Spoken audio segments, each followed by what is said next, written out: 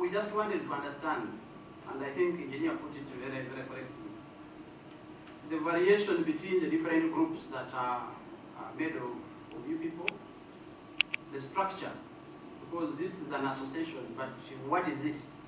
It's an association, what legal entity is it, and how national in character is it, and how is it managed, and of course vis-a-vis the other associations that exist. Because as we want to help you as Parliament, you must also help yourselves.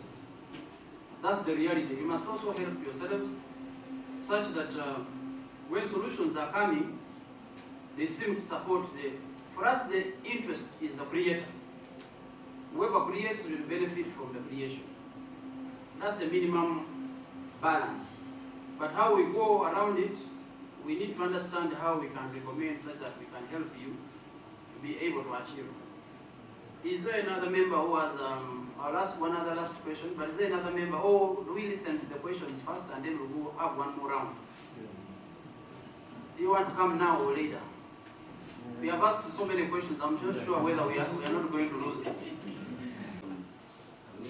From the federation, that a federation is a collection of many associations that forms up a federation. And the Uganda National Musicians Federation is expecting the Uganda Musicians Association as one of the associations that will join under the federation. This is the thinking. So going to resolve this, I want you to come clear on now.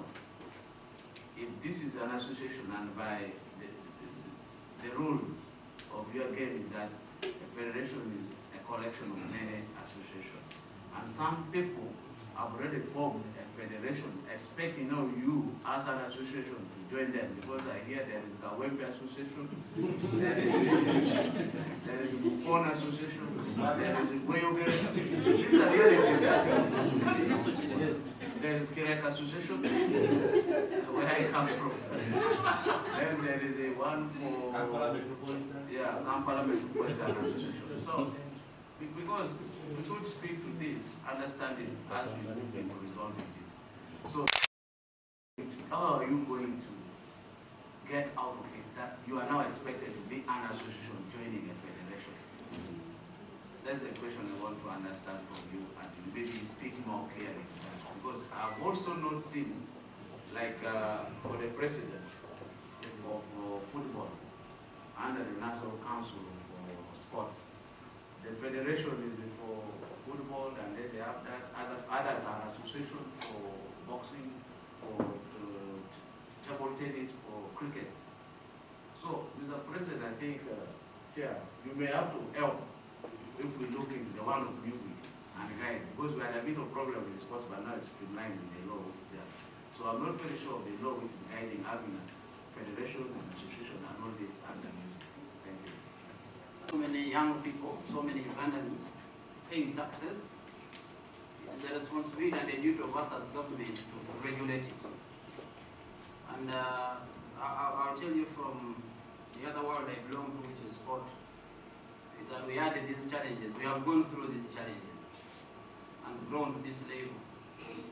That having multiple units might not be your strength. There must be a convergence point. And what we have done in the new law for sports particularly is that they are monopolies by law. You cannot wake up and create another. And it forces everybody to go under those regulations, under the supervision of course, council, to ensure that everybody plays according to the rule book. We have even created our own court inside there, our dispute resolution, to ensure that disputes are resolved at that level without even going to courts of law. I think there's a lot of learning and exchange that we can do. Being a member of an association has advantages, and these advantages should be clear. For me to feel bad that I'm not a member, and if you don't create that, you will have so many people who are losers.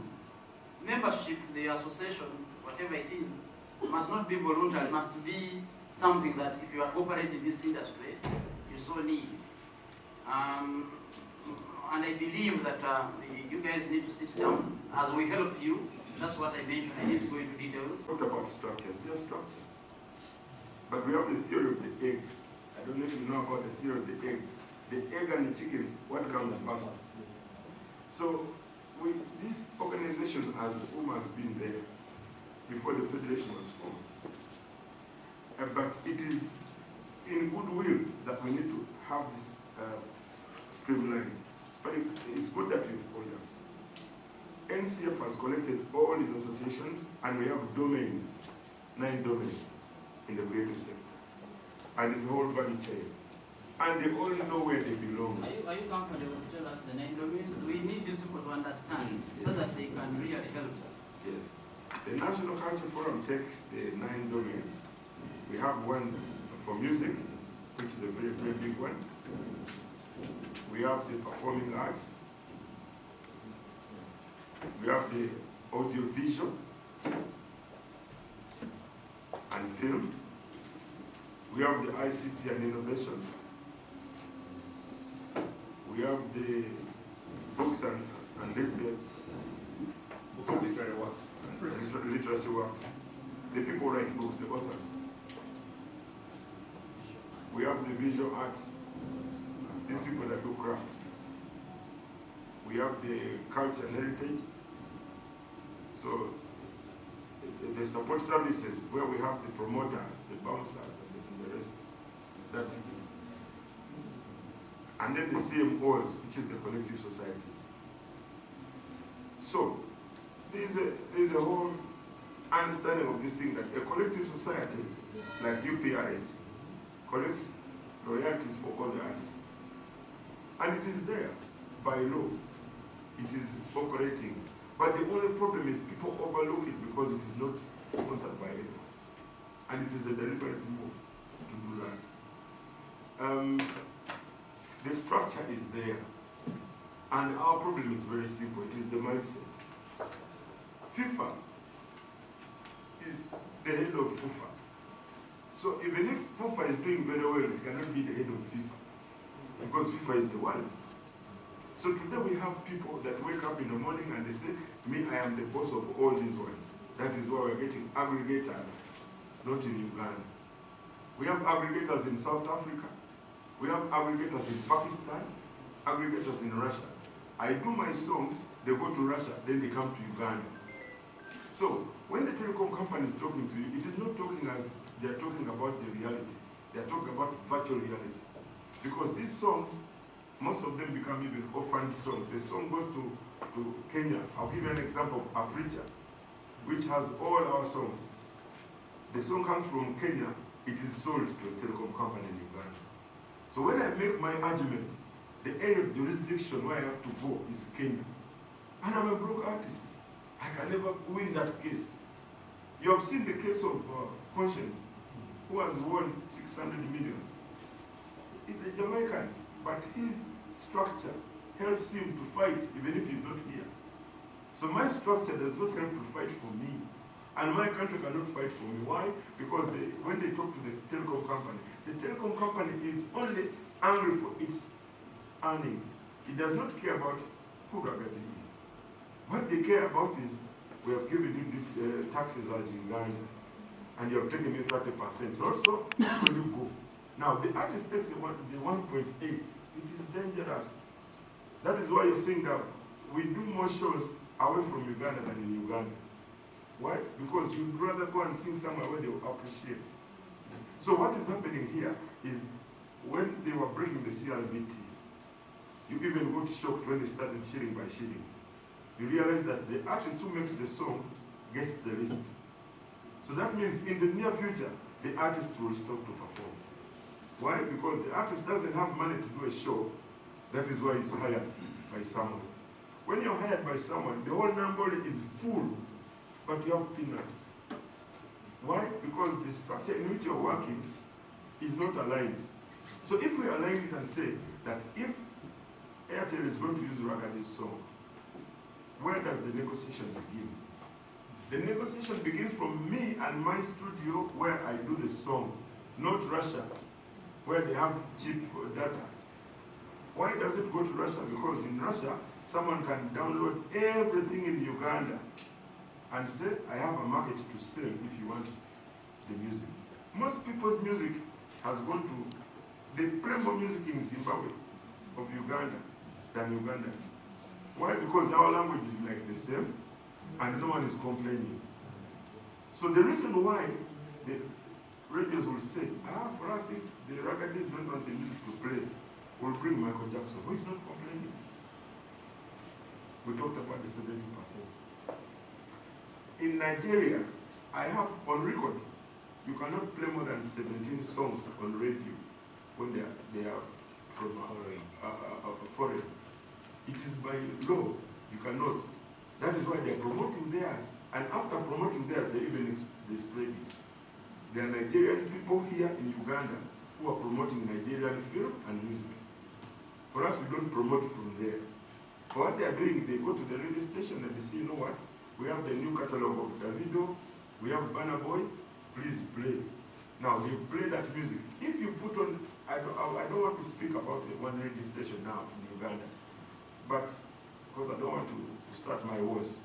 You can play from 7 till 7, and you only receive 10 songs of Uganda. Now, when we're talking about 70%, these people tell you, we are playing the local content. What they do is they play the adverts from Okwano. They even put the talk shows, and they count the time the talk show has been there because it is local. That is not local content. Local content means we have the film, not Pangoka Sayo from Spain, from a Ugandan. That is why you're seeing more Nigerian movies translated in Uganda, and they call it local content. It is not local content. Local content means I am the one acting and the one talking. So that is local content. Now what they're doing is they bring a movie called Riviera, and someone speaks on top of the movie, and then they call it a Ugandan movie. It is not. That is why the Ugandan films are not promoted. Now the Ugandan music will not be promoted if you have given chance to the shows that happen in Uganda. Every 3 months there is a Nigerian who comes to sing in Uganda. And Parliament sees it and they are happy. Every member goes to watch it. We are watching Burna Boy, they are watching the video, we are watching Rema, but in their country they have put a system. Mr. President, the roles of Parliament include creating laws, Yes. appropriation of the national budget, and the supervision of the works of the executive. The role of implementation is for the executive, and that is the cabinet through the ministry. So it is not our role. Our role is like now, when Ugandans come to us and raise issues, so we are doing our role by executive. We are very happy. Everyone's out of order. We are very happy. We are very happy that you have managed to call us. And also, you know, it is difficult to understand a sector where everyone has an ego. We are all self-made. Chameleon does not want to listen to Ragadi, and Ragadi does not want to listen to Bobby, and Bobby does not want to listen to Baby Cool, because they are all big, and everyone does not want to be under the armpits of another. But the bigger thing, the bigger picture is the industry. Because when we are gone, there are our kids, and their kids that will come to sing, and will come to make this industry grow. But what we want to pray, this is our prayer, is first of all, you have to understand that we have a structure that is there. That is why we are here, and you have seen all these documents. We have not started now. About 11 years ago, we started working on the copyright thing. But because we were coming from informal to formal, people are like, but are you organized? Yes, we are very organized. As you see this document, it was made in a very clear sense that once you question the telecos about this document, about CRBTs, whatever we say is true. But whatever people see is not true.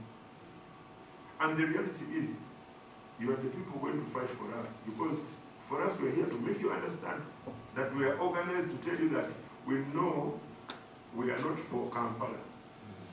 We have been to Gulu, we have been to Mbale, we have been to Kabale, we have been to Karamoji.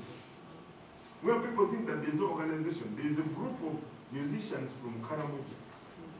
And Chief was talking about other artists not going to change the narrative. We cannot change the narrative, but the pains of a human being bring the lymph node. So those lymph nodes that you see are the pains that come from Kampala to Karamoja. And we can make it better. Is if we have one voice and we say, we are going to work on how to implement the rules and regulations. These telecos that you see. To answer a question in regards to the Uganda Musicians Association in particular and its details. Mr. Chairman, the Uganda Musicians Association was formed and registered in 2018. It started as a pressure group when artists were protesting against getting royalties from the UPRS, the Collecting Society. But at the end of it all, they realized they had problems that were to bring them together, not only royalties. That is when they registered the association, spearheaded by Council Silver Chagulanyi. We've been we've been moving as a team in all years, self-maintained, self-financed, free advocacy up to this era. The Uganda Musicians Association in 2021 was established nationally among the 4 regions: North region, Southern, Eastern, and Western. In those 4 regions, we have 18 clusters. We are established in Karamoja, Lamu, Acholi, Masaka, Mityana, Mubende, the newly formed Kakumiro. We are also in Chiboga, Hoima, Jinja, that takes Busoga. To sum it up, we are established all over the country with chairpersons who report to the headquarters. The main problem in our sector, I call it in abbreviation SMEA. When I say SMEA, I can elaborate it by saying we are in the same situation and we have the same problem. But who is to execute and administration, and who is in command and control? We all need a federation, but its formation is very, very vital. When it comes to the legalities, a federation is formed by associations, not associations forming. A federation is formed by associations, not a federation forming associations. We are very open to being part of it, but in the right way. Jaja Ragada has talked about being formal. We are no longer an informal sector. We have policies and we follow structures. If at all the federation is formed in the right way, under the right structures, under the help, the assistance of the legal department, we are ready. But as for now, we can't be part of something which was formed and then it started forming associations. As the Uganda Musicians Association, we've done it, we've been tried and tested. With such content on our table, there is no way we can come from nowhere and produce something like this. We have done research and we are not ready to play around with what we've done. We've become professionals. The association is ready to move with any professional entity. Otherwise, there is no way we can meet such a committee and we talk about jokers.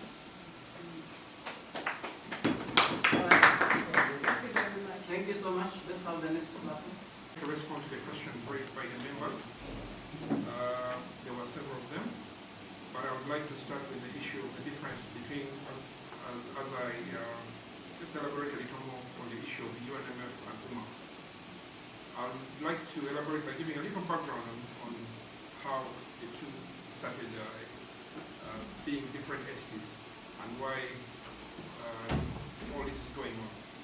About March this year, something happened in our sector. There were the promoters who were trying to harmonize themselves, courtesy of Jerusalem, who we sort of regard as the patron of our industry, of the sector. And he had taken initiative by inviting an organization called Eroopye, headed by a lady called Esther Amuza. And she had been brought on as a moderator to bring together the several associations in the promoters subsector. They held several meetings, and eventually it was declared that they had formed one organization. We felt that emulated in our subsector as well.